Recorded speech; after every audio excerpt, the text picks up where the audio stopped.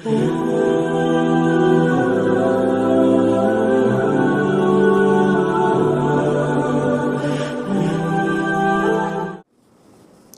Insurance اور health insurance کا حکم۔ مصطفیٰ شاہد کراچی سے پوچھتے ہیں، میں سیکیورٹی کمپنی میں مینیجر کے طور پر کام کرتا ہوں، میرا کام سیکیورٹی گارڈ کو مینیج کرنا ہے، ہمیں انہیں لائف انشورنس اور ہیلتھ انشورنس دینی ہوتی ہے، کمپنی والے کہتے ہیں کہ آپ بھی اپنا ڈیٹا دیں تاکہ آپ کی بھی یہ دونوں انشورنس کر سکیں، اس بارے میں رہنمائی فرمائیں۔ بھائی اسلام میں لائف انشورنس اور ہیلتھ انشورنس دونوں ناجائز، دونوں حرام ہیں، اور یہ اصل میں غرر ہے۔ رسول اللہ صلی اللہ علیہ وسلم نے کوئی بھی ایسا معاملہ جس میں غرر ہو اس کی اجازت نہیں دی۔ بعض دفعہ اس میں قمار یعنی جوا بھی ہوتا ہے، بعض دفعہ اس میں سود بھی ہوتا ہے۔ یہ رقم داؤ پہ لگائی جاتی ہے کہ اگر فلاں کا انتقال ہو گیا تو آپ کو رقم مل جائے گی، نہیں ہوا تو رقم بعض دفعہ ڈوب جائے گی، اور بعض دفعہ رقم اصل مل جاتی ہے، وہ ڈوبنے کا چانس نہیں ہوتا، لیکن اضافی رقم مشروط ہوتی ہے کسی کے موت کے ساتھ یا کسی کے حادثے کے ساتھ۔ تو کبھی بھی کسی کے حادثے یا موت کے ساتھ جب آپ کا پروفٹ مشروط ہوگا تو یہ غرر کی ایک صورت ہے۔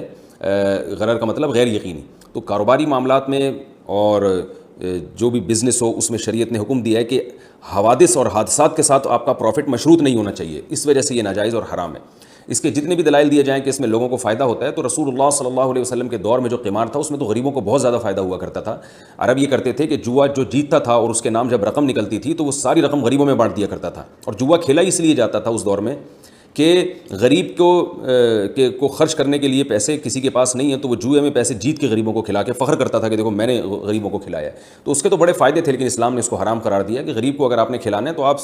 تمیز سے بزنس کریں جیسے ساری دنیا کرتی ہے بزنس، اور اس طرح کے حوادث کے ساتھ اپنے پروفٹ کو مشروط نہ کریں کہ یہ چیز نکل آئی یا یہ تیر نکل آیا میرے نام سے تو یہ پیسے میں جیت گیا۔ یا انشورنس میں بھی یہی ہوتا ہے کہ حادثہ ہو گیا تو آپ کو پیسے ملیں گے، حادثہ نہیں ہوا تو پیسے نہیں ملیں گے۔ آپ یہ کہہ سکتے ہیں کہ اس میں تو تعاون ہے، جس کے ساتھ حادثہ ہو رہا ہے اس کے ساتھ تعاون ہے، تو تعاون کے لیے اس طرح سے بزنس یہ جائز نہیں ہے۔ تعاون کا طریقہ یہ ہونا چاہیے کہ بہت سے لوگ ایک کمیونٹی بنائیں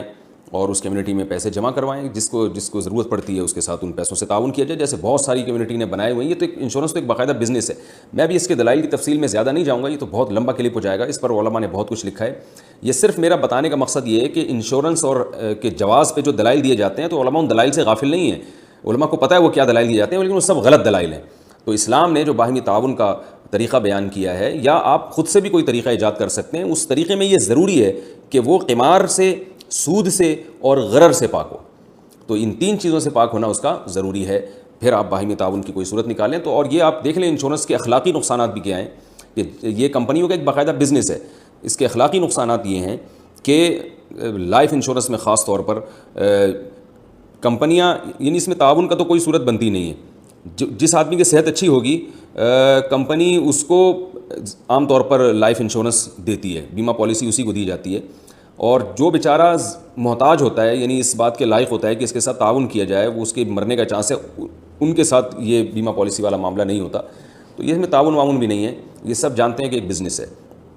اور تو بزنس کے بارے میں شریعت کا اصول یہ ہے کہ وہ بزنس کے اصولوں پر ہونا چاہیے، مشارکت ہو، مضاربت ہو، یا جو بھی بزنس کے اور دیگر طریقے علماء بیان کرتے ہیں ان طریقوں میں سے کسی ایک طریقہ پر فٹ بیٹھ رہا ہو۔